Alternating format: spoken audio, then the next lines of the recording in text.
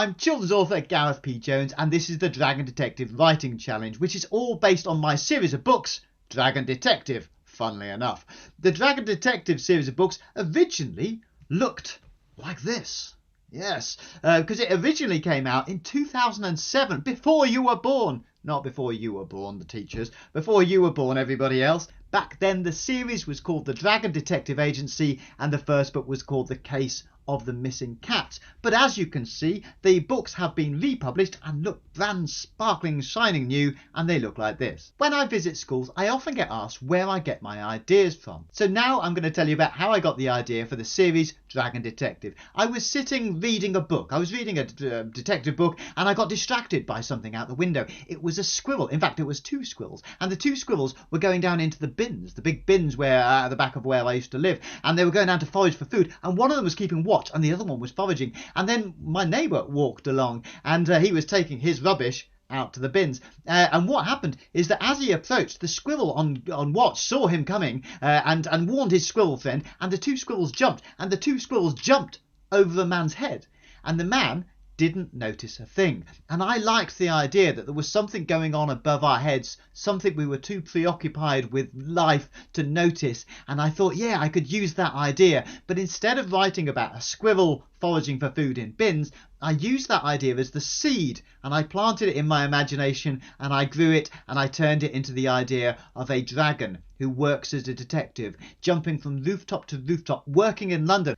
Back when the books looked like this and were published by Bloomsbury, I wrote a song to go along with the series. But since they've been republished, I went back to that song and I made some differences and I made some changes, and you can hear a bit of it now.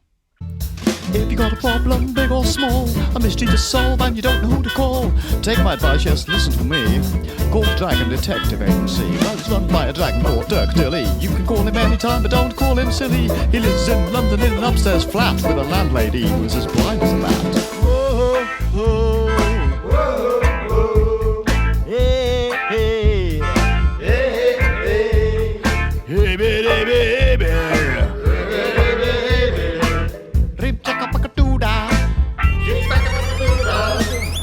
Dirk Dilly, the Dragon Detective, is so effective when he's detecting. The cat's got snaps, but that's a fact. Gonna take a true detective to bring the monkey's back, jumping roof to recover the truth and uncover the clues to discover the proof that the king hunts a rising. Dirk Dilly flies in. Watch out, trouble coming over the horizon. And all of these books feature different types of dragon. Dirk Dilly himself, the Dragon Detective, is a red-backed, green-bellied, urban-based mountain dragon, which means he's able to blend, so he can hide, which means that if he does get spotted jumping from rooftop to rooftop, he could just stop still and blend, and you can only see the faint outline of his body. But he encounters other types as well. There are sea dragons whose skin becomes soft in water but hardens over time on land. There are yellow-bellied scavengers.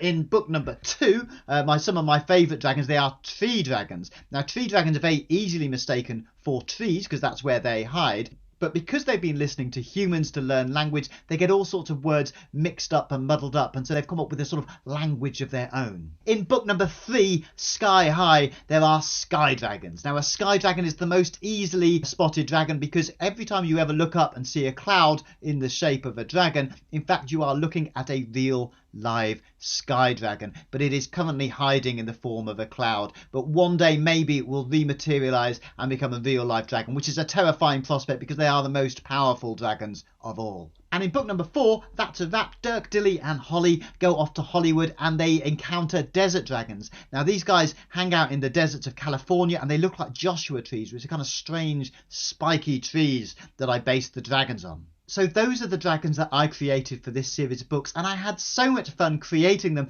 that I thought maybe you could have some fun creating some dragons of your own. So my writing challenge for you is to create your own dragon and introduce me to them using one sheet of A4 paper. What do they look like? What powers do they have? Can they talk? Are they friendly? Where do they live? What motivates them? How you introduce your dragon is entirely up to you. You could draw an annotated picture, you could write an origin story, you could interview them, you could write it from their point of view or as a newspaper report. But I really want you to think about how you can make your dragon feel real. I want to believe in it, because that's the trick of really good writing, and that's what's hard about really good writing, is it's all very well coming up with these sort of crazy, wild ideas. I know that you're all fantastic at that, but the real trick of good writing is to try and make your reader believe that they exist, to try and make them sound convincing, to try and make them feel real, to welcome your reader into your world so nobody even questions it.